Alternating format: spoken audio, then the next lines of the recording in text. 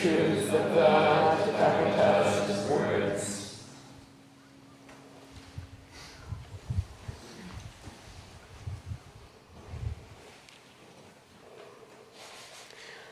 Good morning. Good morning. Welcome. Welcome, welcome.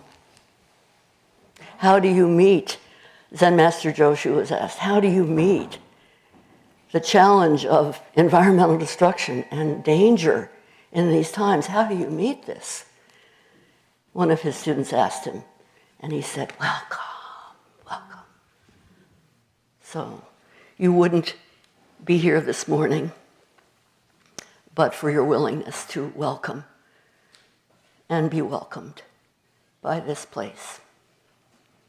This morning, in a time of unsettled challenge and political upheaval, to say the least, in this ceremonial season of Ramadan, Passover, Buddha's birthday, Vesak, and Easter morning, we cross the threshold of this green dragon breathing room and acknowledge our presence here in the ancient world, in the unceded world of kin-centric knowledge and continuity, unceded, traditional, contemporary homeland of the Coast Miwok people. This is their home, and we are guests in this house, in this earth household. We recognize the ancestral history and harm to indigenous people, forcibly removed from their lands, separated from breath of life, their language, and from their cultural lifeways. And we commit to moving forward with true words, with honesty and respect, offering gratitude to present-day tribes who are still here, very much here. May all beings in the 10 directions find cultural resistance in the medicine of the land. An admonition from Blackfeet leader Leroy Little Bear. May all beings in the 10 directions find cultural resistance and resilience in the medicine of the land. So we are here this morning to taste the truth of the Tathagata's teaching together, a sacrament, and to digest and metabolize and activate our commitment to be truthful, worthy practitioners, followers of the way. We say cloud and water wanderers, patch-robed monks and monkesses.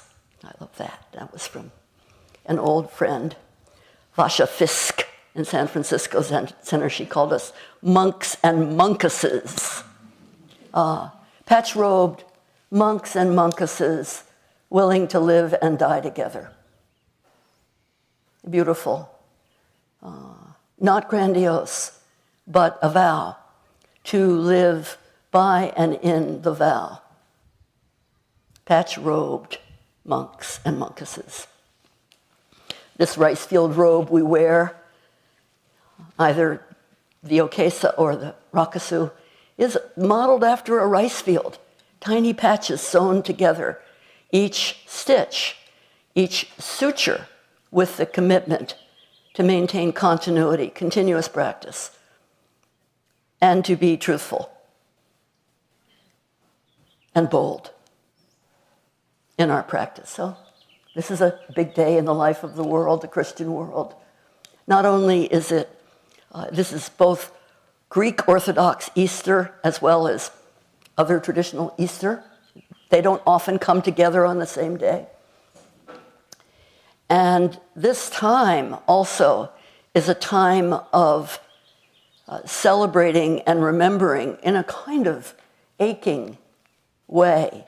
Earth Day, the first Earth Day, 1970, a United States Senator, Gaylord Nelson from Wisconsin, could not bear the fact that so many seabirds had lost their lives to oil slicks and danger, and called on the human community to gather together. And many people came. Let's see, 20 million people took to the streets in 1970.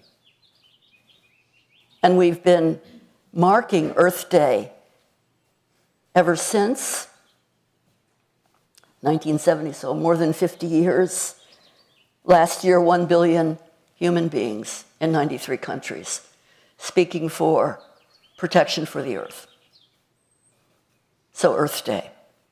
And also today here at Green Gulch, a celebration of Arbor Day, which I'm very happy to be present for with you. And today we welcome the 31st gaggle of farm and garden apprentices. They don't walk in a straight line, so they're not truly a gaggle of geese, but they fan out in a ever-expanding circle. Welcome, welcome, welcome. In these dangerous times, to dedicate your practice to growing food and sharing food is a great gift. So we welcome apprentices and we prepare for Arbor Day. It's unusual to plant a tree in April. Usually we go for the darker time of the year, the wetter time of the year. But today we will dedicate in trust a single coast live oak tree to offer shade and goodness for the community in ceremony, and we'll be together all day celebrating and dedicating. And this shovel can you see it? So this shovel is it's a perfect staff. I'm going to stand there with this as a perfect staff. So this shovel is a teacher for today, and we will handle it. If you're not staying, be sure at least to come forward and lift up this shovel because it's heavy. We've just observed a season of nonviolence in such violent times, such travesty in violent times. From January 30th, which is the day that Mahatma Gandhi was assassinated in his garden in Delhi, India, until April 4th, when Dr. King was assassinated in Memphis, Tennessee, speaking to workers, to sanitation workers, encouraging them in the direction of peace. And so, 64 days, some of us have been offering prayers and commitment throughout these 64 days. On a number of years ago, on the anniversary of Dr. King's assassination, young practitioners gathered in Georgia with Dr. King's family to dedicate and plant trees. And they used 50 special shovels were created for that planting. And this is one of the 50 shovels. Why is it so heavy? Because the city of San Francisco Police Department sold back its guns to young activists. Those guns were melted in a forge in Georgia.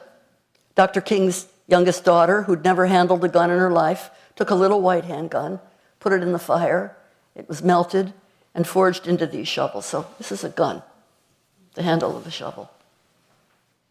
And the shovel reminds us, I'll just say what it says on the peace pole in the garden, que la paz prevalezca en la tierra, may peace prevail on earth. With this shovel, may I end war and plant peace. So we'll use this shovel today, or it'll use us. And it's good and dirty and ready to go. I'm going to leave it here so you can see it. Is that okay? Yeah. It's good. It's a good habit for this morning. If it falls, big trees fall, abbots fall, shovels fall, wind falls, rain falls, it's okay. We'll pick it up and dig on. Dig on. Because that is the spirit. So I should introduce myself. That's usually, you do that when you're in this hall. So my name is Wendy Johnson. I'm a lay ordained. I have double inheritance in the tradition of San Francisco Zen Center as a lay engaged Dharma practitioner and teacher. So lay ordained in the tradition of San Francisco Zen Center and Thich Nhat Hanh. I'm wearing a robe that Thich Nhat Hanh gave me in 1990. It's my ordination as a lay practitioner in the Order of Inner Being. I'm really happy to be here. I lived here at Green Gulch from 1975 until 2000 with my husband and our family.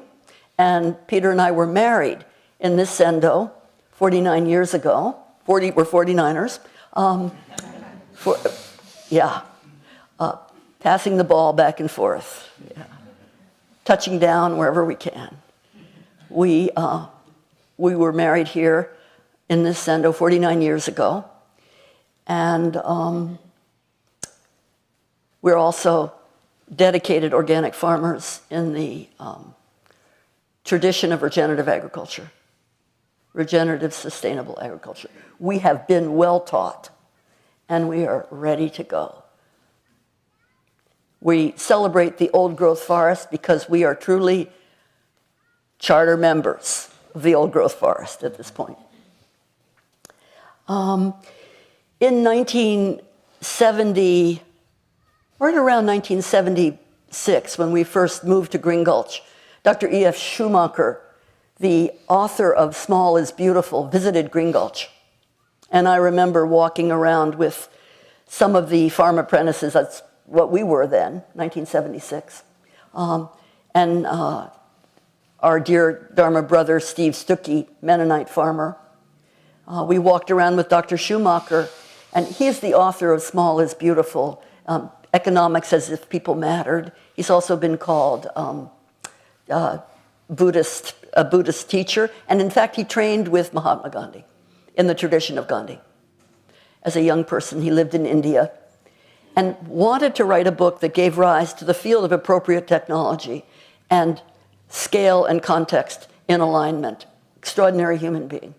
And he made a special pilgrimage here to remind us that in the Buddha's time in northeastern India, he encouraged his students, practitioners, followers of the way, to plant and see to the maintenance of one tree every 5 years. And in that way, Dr. Schumacher encouraged us, saying in that way, northeastern India began to be refoliated, reestablished, and culture was created. Not only planting, which is always fun and a celebration, but seeing to the maintenance, seeing to the life force. Every good Buddhist should plant and see to the establishment of one tree every 5 years. So on our anniversary, which is April 18th, 2 days ago, it's also the anniversary in 1906 of the San Francisco earthquake, when the land spoke loud and strong and shook and rumbled because of the meeting, clashing together of the Pacific and North Atlantic plates underneath the ocean. 500, just get this right, 500 city blocks were destroyed. 1/2 of the housed residents in San Francisco were suddenly and irrevocably unhoused. 1/2 of the people. And 3,000 people lost their lives on that morning. Fire raged through the city. And thinking of that, Peter and I made our way to Muir Woods National Monument to celebrate our anniversary early in the morning. because I had a Dharma date with Heart of Compassion Dharma group on Friday morning at 8 o'clock, and he had a date with hot yoga, but we had cool walking in the old growth forest to start our day. And it was remarkable to feel the presence of the ancient ones. Feel it this morning in the presence of this wooden room. Certainly, redwood is part of this breathing room. The floor that holds you up, the understory, the overstory, the inner story, the history, herstory of the place is wooden. These figures are wooden figures. This behind me, Jizo Bodhisattva, willing to go down into hell, lifetime after lifetime, to protect and renew the vow to be present for all beings and to undo hell, looking in direct alignment to Manjushri, Bodhisattva on the other wooden altar, sitting strong and long in the meditation seat, the earthly figure, the metal figure in front of that beautiful Buddha here in this hall. One hand on the earth, the right hand on the earth. Right hand on the earth, left hand lifted to show naked palm of the hand, human hand, saying, I come without any weapons to do the good work. And listen to me. I plight my troth. I endanger my truth by vowing to speak truth to power. Again and again, to undo hell and regenerate new life on every breath. And these are wooden figures. And we don't worship these figures. They represent and call up the qualities in us that are needed for this time. Isn't it true? Do you feel it? I do. I do.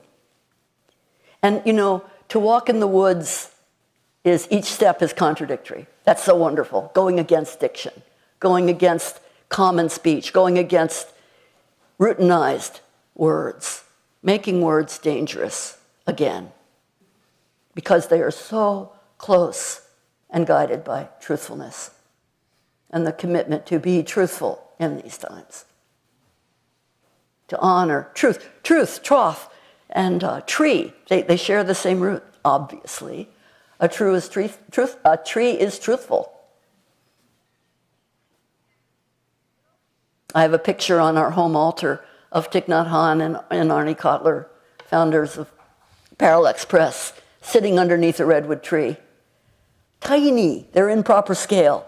The tree is huge and vast. And they're making the pledge to tell the truth. Tell the whole truth and tell it slant, which means tell it sideways and from different perspectives, but tell the truth and be truthful and stand by your words.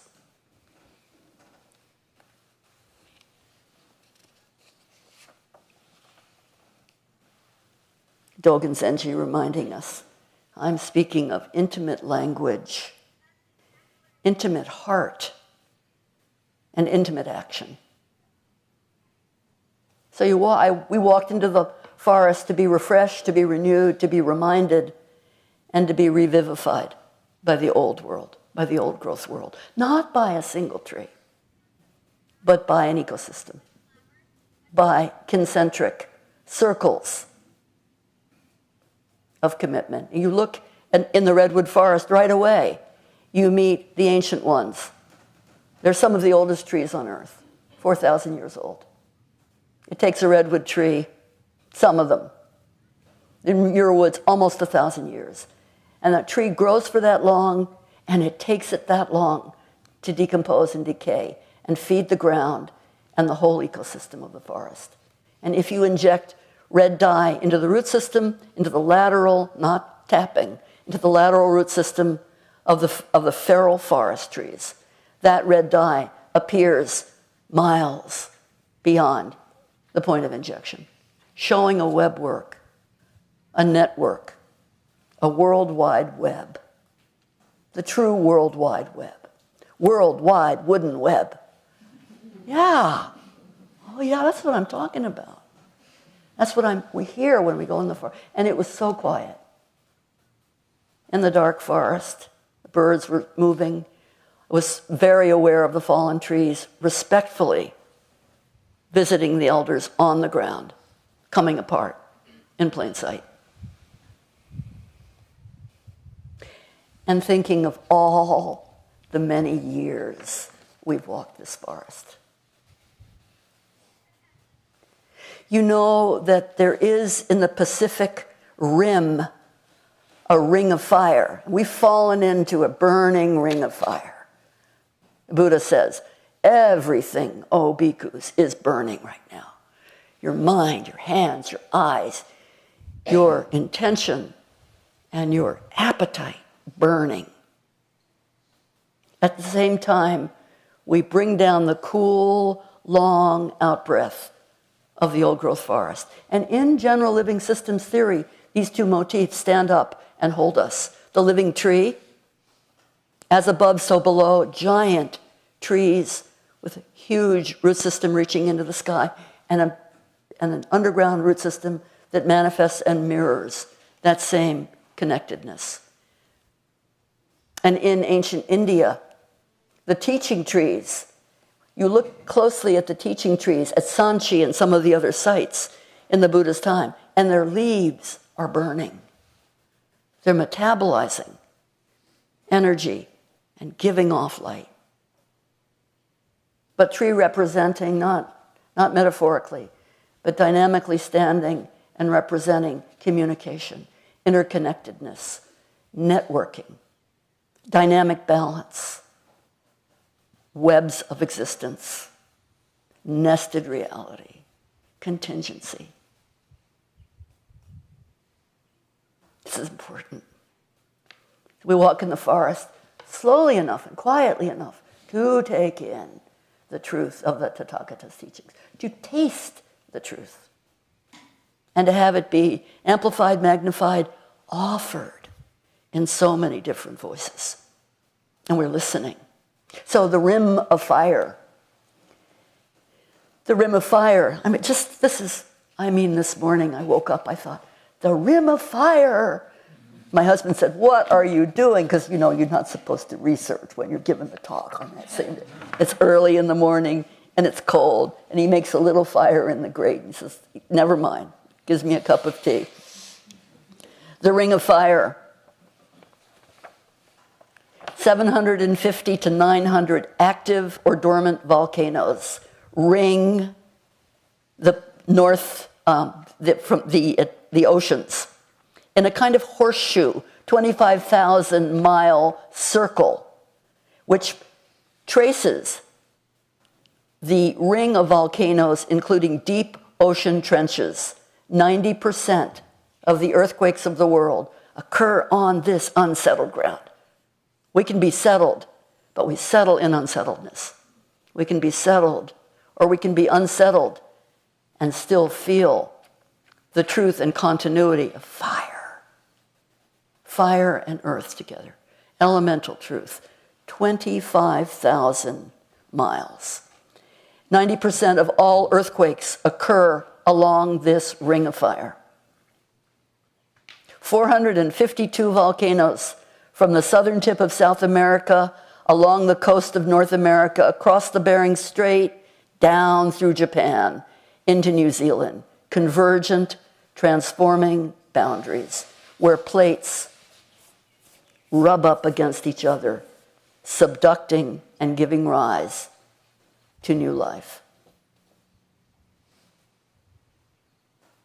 And 10% of the world's volcanic action happens in Japan, where today Kaz Tanahashi and Peter Levitt and pilgrims traveling with them, including Linda Hess and Stephanie Kaza, other friends who've practiced with us, are in Japan at Koyasan, walking in the old-growth Cryptomeria forest, celebrating the mystery of esoteric Shinyon Buddhism by being in the forest. And they're in complete alignment with us here on Arbor Day. And many years ago, Masanobu Fukuoka Sensei visited Green Gulch and walked in the old-growth forest at Muir Woods and spoke to our teacher, Harry Roberts, trained in the Yurok tradition. And he said, you will never really be able to regenerate new life in the forest until there are some deeper rooted trees. I'll send you seed from a cryptomeria in Japan from the Ring of Fire. Harry was close to the end of his life, but right before he died, we received those seeds. And we sowed them. And Cryptomeria japonica is on the hillsides here, calling, remembering Japan, not only in the temple, but everywhere. The voices. And so the trees that grow along this horseshoe are aligned. They're Dharma family. Coast redwoods, the giant sequoias, the western red cedar, Sitka spruce, Hawaiian ohia lehua, which colonizes and only grows on active lava flow. Can you imagine? So tree and fire are one being, marking the rim of the world. And we're in this rim today. We're in this ring of fire. And how? And how? And there are marker mountains. You know, in the Bay Area, we celebrate and honor the Western Mountain, Mount Tamalpais. West Hill Mountain, Eye of the Turtle, Red Eye of the Turtle. Your tears are red, we drink your tears, from a native prayer. Your tears are red, we drink your tears. And then on the eastern realm, Mount Diablo, common name. Sorry not to give its native name. The largest and longest viewshed almost in the world after Mount Kilimanjaro. It means you can see in all directions from Mount Diablo. It's a guardian peak. In the South Bay, Mount Hamilton, Hummingbird Mountain. And in the north, the Ring of Fire. In the north, we have Mount St. Helens. Last erupted in 1980. Fire speaking, reminding us it's not all as subtle as it seems. I better keep talking.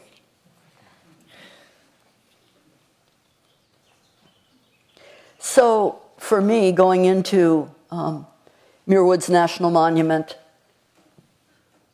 there's years of practice there on Arbor Day. When the apprentices first came 30 years ago, we would spend a morning sneaking into the woods, 6 o'clock in the morning, and just walking in the woods, paying our respects to the elders, as you do.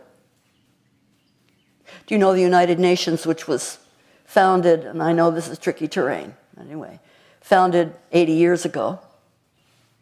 The original founders, when gathering to establish a League of Nations, realized you can't just be inside to do this, you also have to be outside. And so they came to Muir Woods 80 years ago.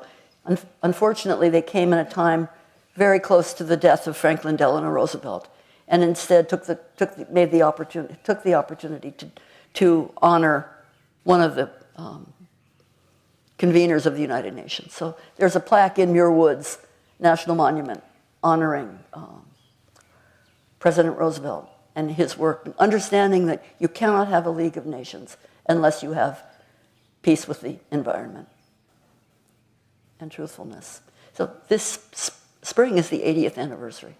50 years, after 50 years, in 1995, we gathered, led in by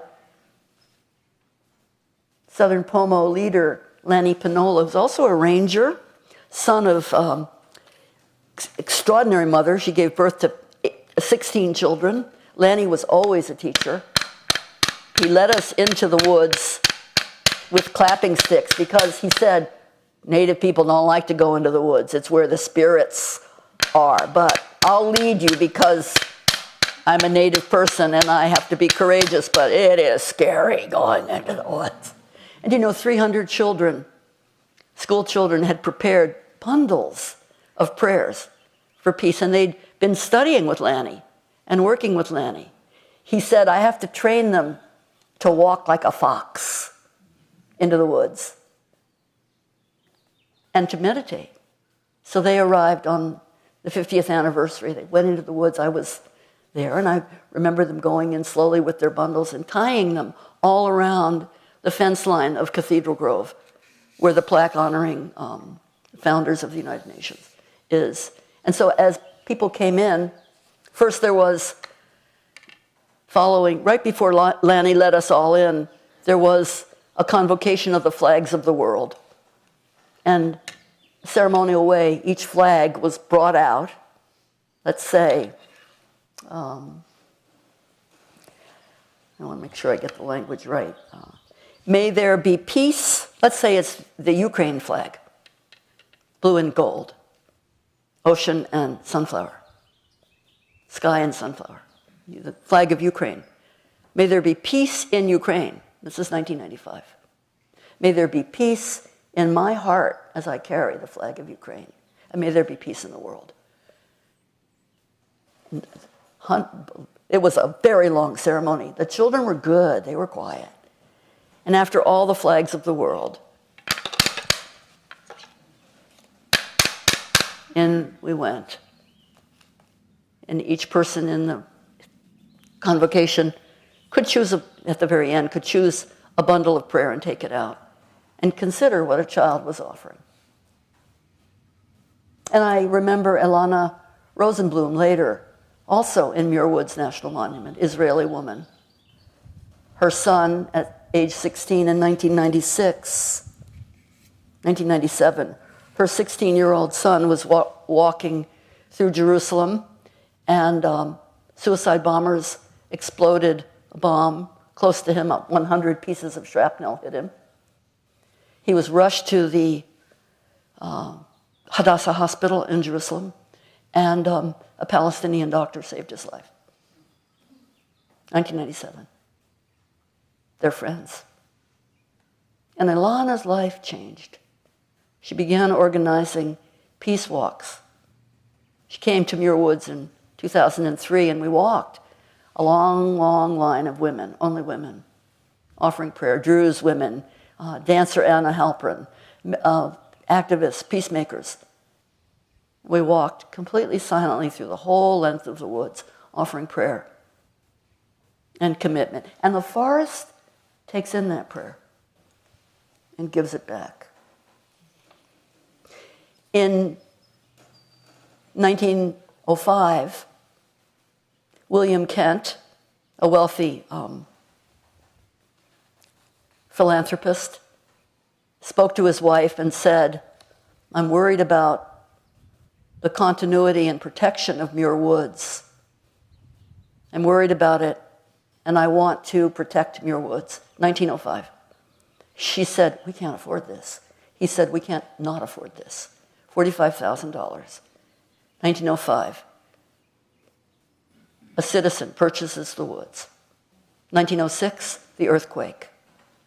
Had that action not happened, the woods would have been cut to the ground to rebuild San Francisco. Instead, in 1907, through human commitment and interconnection, Muir Woods was given in the Antiquities Act back to the American people. Think of it. Think of that act in these times. It wasn't that long ago, 1906. A gift in perpetuity. We're going to name these woods, said President Theodore Roosevelt, we're going to name these woods Kent Woods. "Oh, my Lord, no, you're not," said William Kent. "I have 7 children, and if they can't carry on the Kent name, we're certainly lost. Name the woods for John Muir." For someone who's going to protect, lest there be a logger and a lawyer. This is what he said, the formation of the Sierra Club. Lest there be a logger and a lawyer at the roots of every tree. So that gift stands. When you walk in the woods, go deep. Don't be afraid to go deep.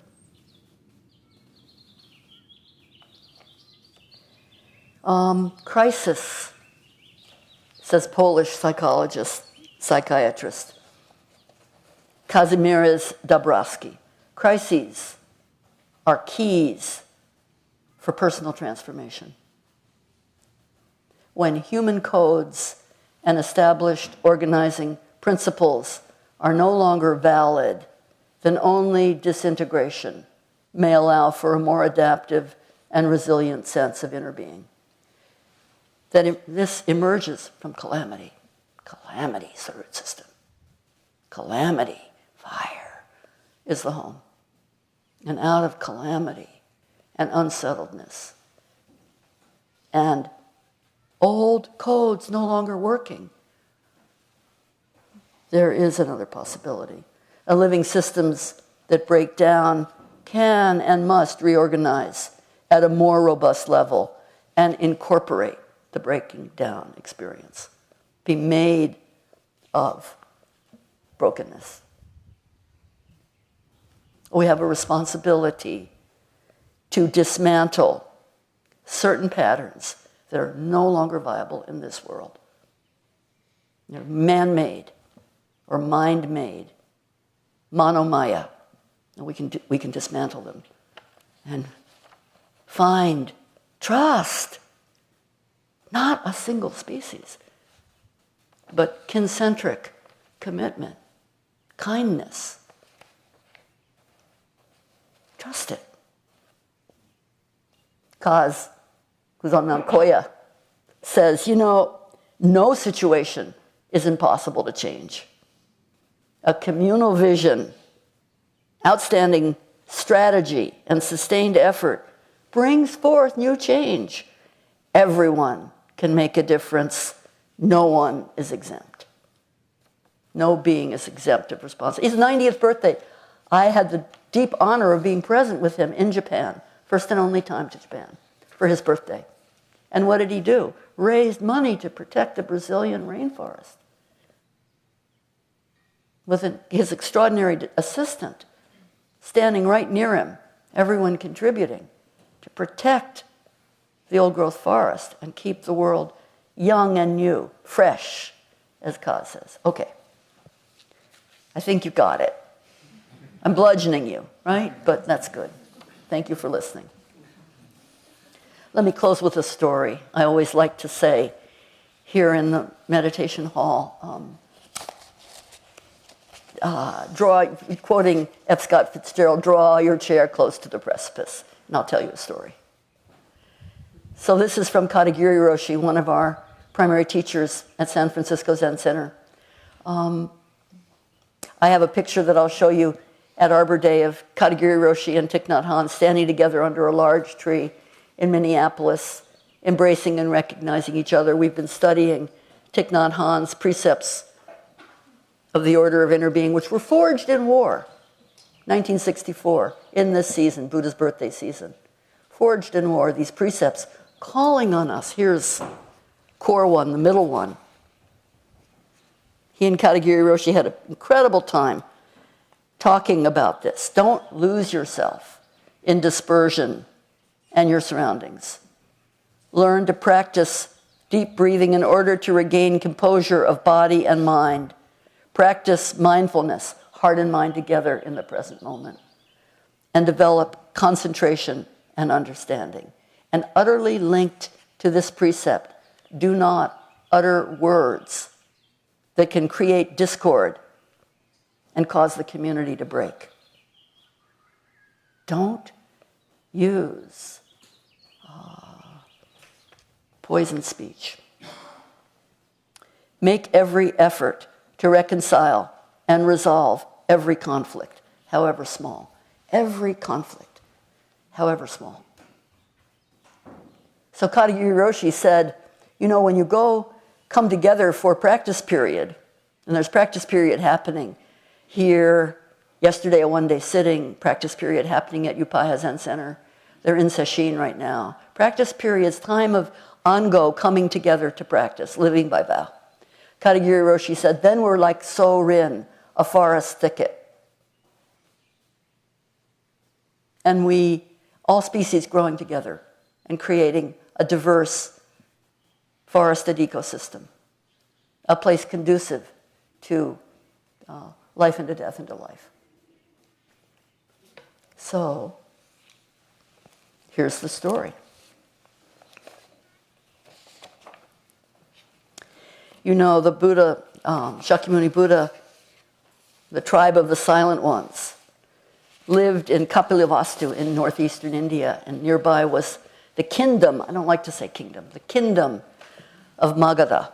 And Magadha and the Buddha's homeland of Kapilavastu were fighting with each other. So Katagiri Roshi says, I wish I had his actual writing, but he says the strife was really strong, and the residents of Kapilavastu recognized Magadha is arming their people and coming forth. There's going to be war.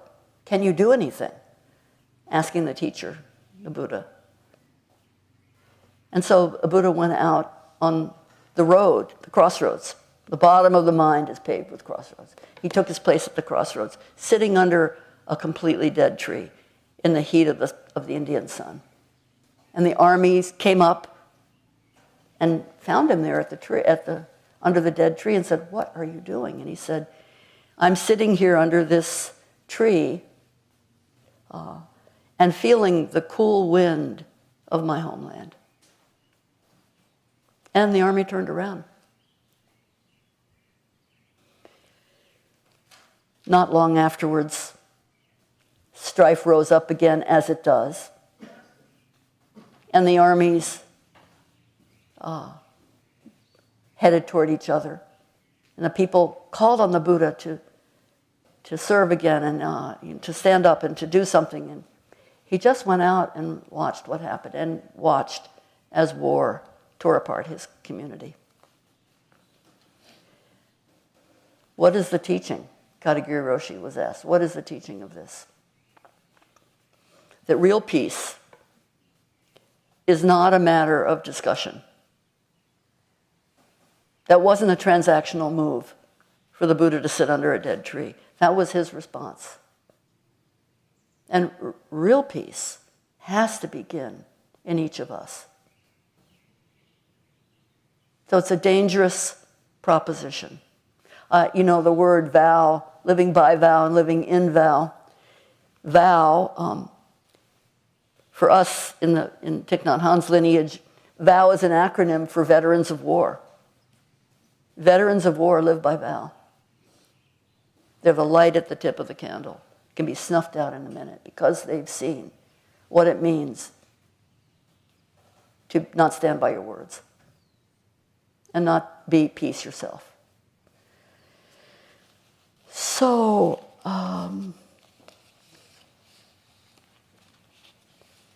yeah.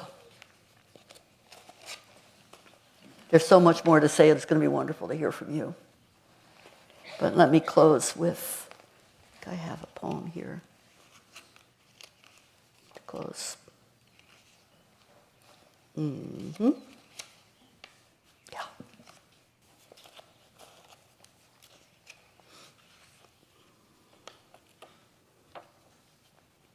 Here's a poem from Linda Hogan, a native teacher and poet.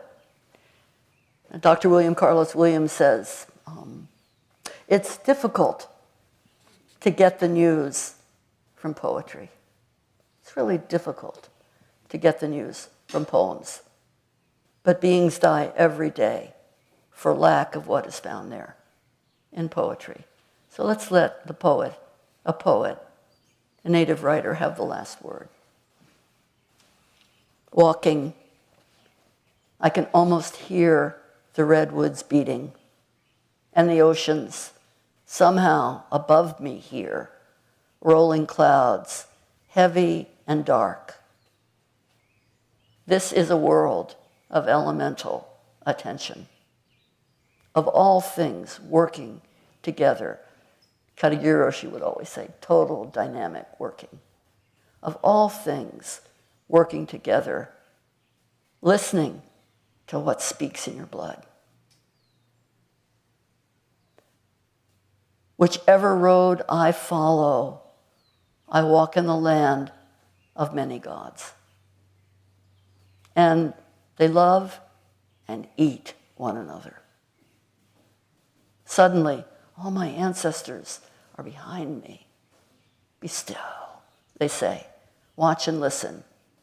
You are the result of the love of thousands.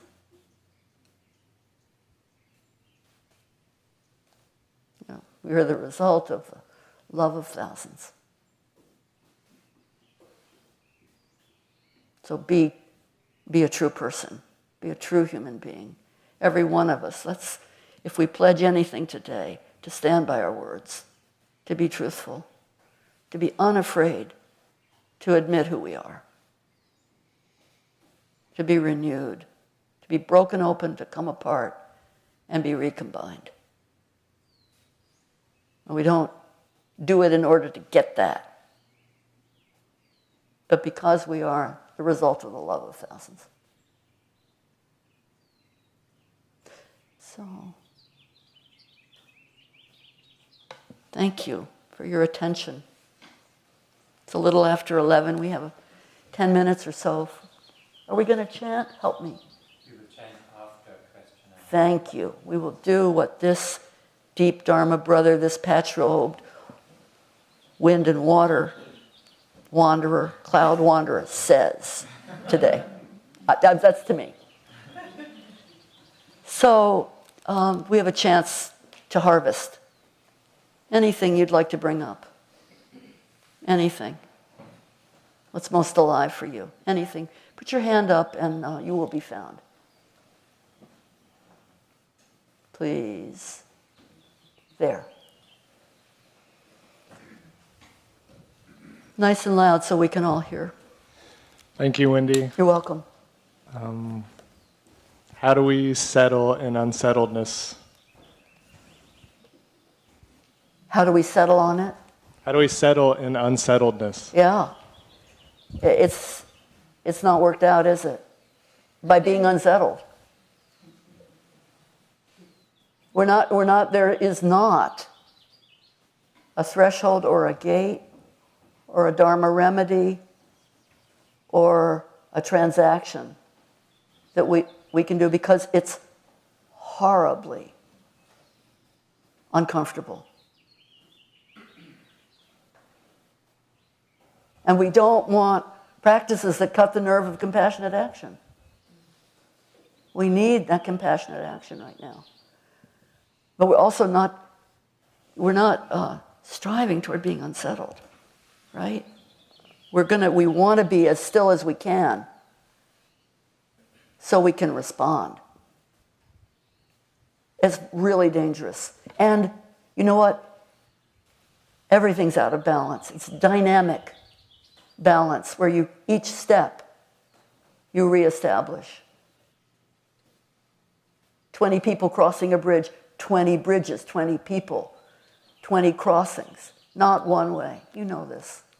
You wouldn't be here if you didn't know this. But it's dangerous territory, and there isn't a map. Joanna Macy reminds us, you hold up a mirror and there isn't a map that works. It isn't mapped. The map isn't right. I'm more interested in what that water to the southern part of North America wants to call us rather than what we're calling it. What is it calling us? Now let's switch it up a little bit and be a little bit more alive to the dynamism, total dynamic working. Yeah.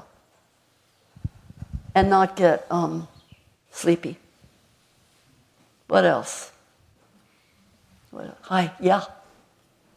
You wait for the mic. You will wait for the mic. Thank you. Of course. I just couldn't help but really want to reverberate this little dual poem you two just made. Okay. How do you settle in the unsettledness? It's not settled, is it? Right. It's not settled law.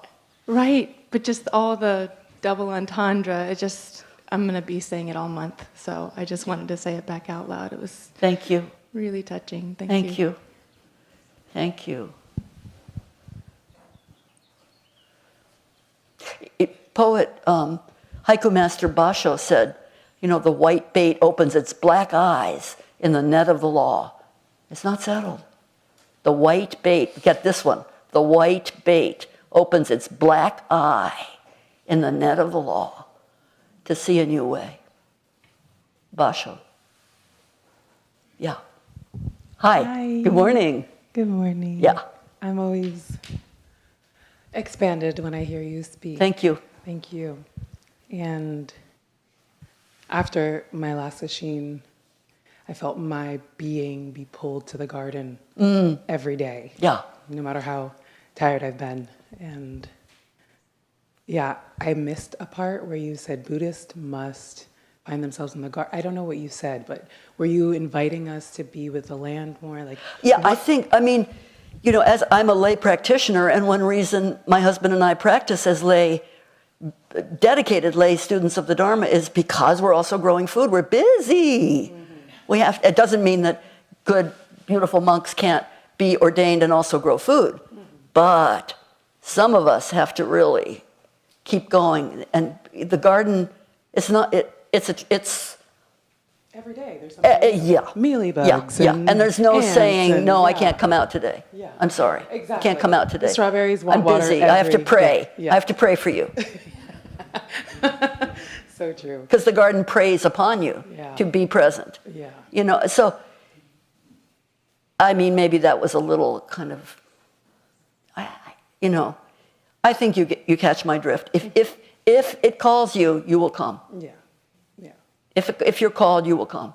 And you can't ignore it. That's a very strong call. Yeah. Yeah. And because I know everybody in this Zendo likes it when I sing, the thing that the last sentence that you said about the ancestors. Yeah, from Linda Hogan. Yes. You want to hear it again? Yes. Okay. And then I will sing to you. Yeah. Well, she says, of course, it's connected. Whichever road I follow, I walk in the land of many gods, love and eating one another. Suddenly, all my ancestors are behind me, at my back. Be still, they say. Watch and listen. You are the result of the love of thousands. Thousands and thousands. May I sing a song? Sure. It's very short. It goes, these are my grandmother's legs, and I see with my grandfather's vision, I am made up of all that came before. Oh, I am made up of all that came before,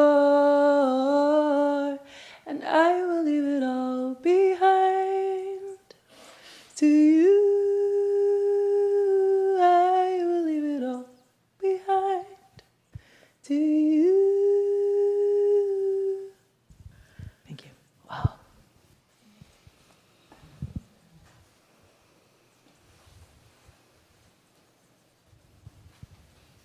The church of brokenheartedness. You come in and sing. Sing open the doors. Hi, Wendy. Hi, where are you? I'm all the way on the back. Oh, hello. Hi. I appreciate the reminder to reconnect with nature. Yeah. But I'm really struggling, as I imagine many are. Wait, can you come up here? Oh my goodness! Just come really? up here. It feels like Okay. well, we should see you. Yeah. That's good. Okay. Okay. Now just stand and just standing. No, stand is good. Stand is good because you are standing by what your experience is. Okay. Thank Yeah. you. I feel like I'm just going to ask the same question Yeah. that I think I've been asking every week since our new president has taken over. Yeah. And I think I am looking for a roadmap for, I'm a mother. Yeah. And feeling the grief Yeah. of the deportations of Yeah. innocent people. Yeah. How do we live with that? You know, I've been waking up and telling myself not to look at the news and then being pulled Yeah. to look at it. Yeah. And I am trying in my life, as many are, to take tiny actions, but the constraints of life, and it doesn't feel like enough. And I guess I just want to know, how do we live with this heartbreak? Yeah. And keep going. Yeah. Thank you. Yeah. It's so auspicious. Oh, Lanny speaking. Come here, Lanny. Thank you. It's so auspicious that my instinct was to call you forward, and I want you to turn and look. Let's just look at each other. Look at all these manifestations. To sit in this seat, you get to see what I see in this seat, which is so powerful.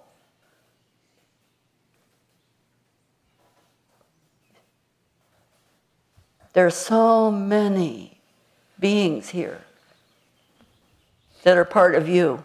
We really are part of each other. I was reading Thich Nhat Hanh this morning as well, and he said, when the Buddha didn't know what to do, full of doubt, putting the right hand on the ground, just asking, I need a witness. Can I get a witness? I'm so lost right now and afraid. Can I get a witness? Right hand on the earth. There's one story is that the earth spirit comes up and puts, of course, her hand under his hand. It's so boring, that old story. It is so boring. Just, please. Buddha isn't even just a human being. So put your hand on the ground. And what happens, Thich Nhat Hanh says in the 15th chapter of the Lotus Sutra, the ground splits open.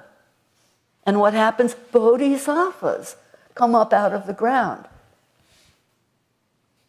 He said when they moved from being in exile in France to Plum Village in southern France, they moved in the winter, and in the spring, the fields were alive with daffodils, coming up, thousands and thousands of daffodils.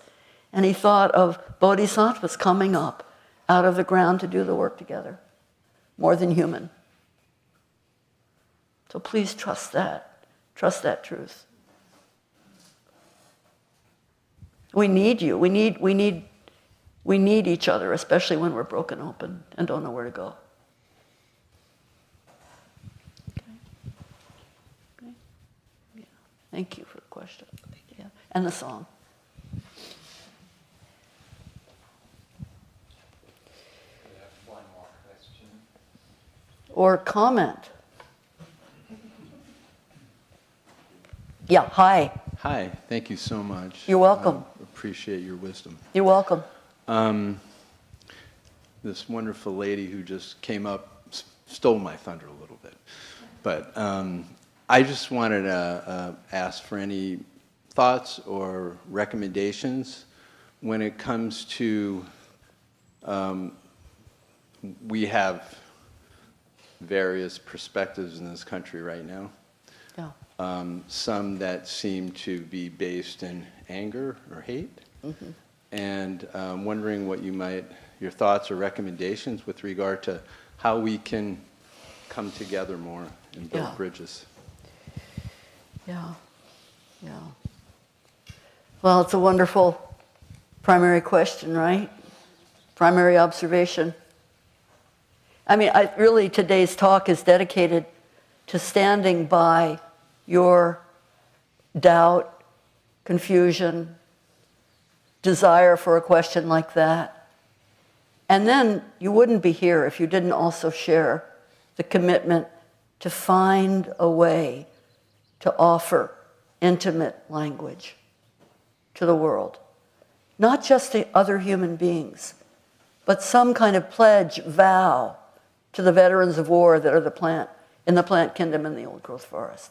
You find some way to connect with intimate language. And then you find a fresh way to connect with your heart. Yeah? And then so important. You find intimate action. Practice has to be engaged. Once you see, you have to act. Otherwise, what is the point of seeing? From Thich Nhat Hanh, we're here together to listen to the cry of the earth in us. So we need intimate language, an intimate heart, the capacity to stand by the truth and to find some action that is, however small, engaged. Yeah. And that's our call to action.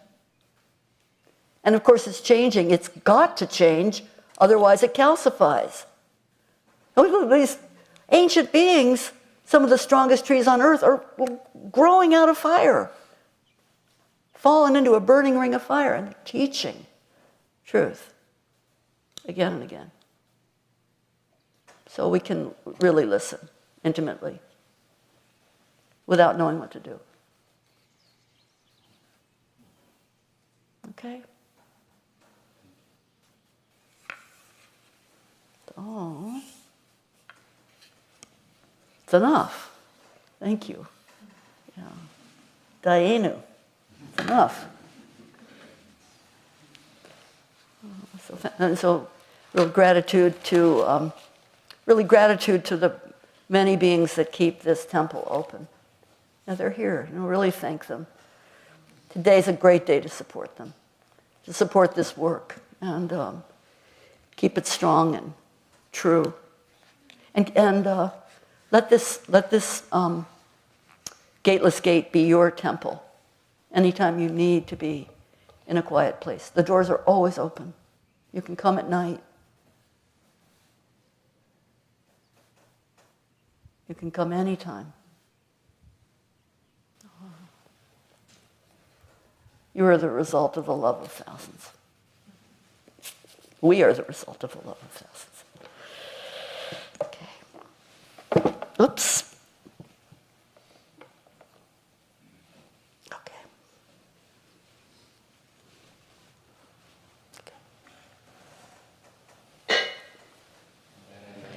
Our intention equally extends to every being and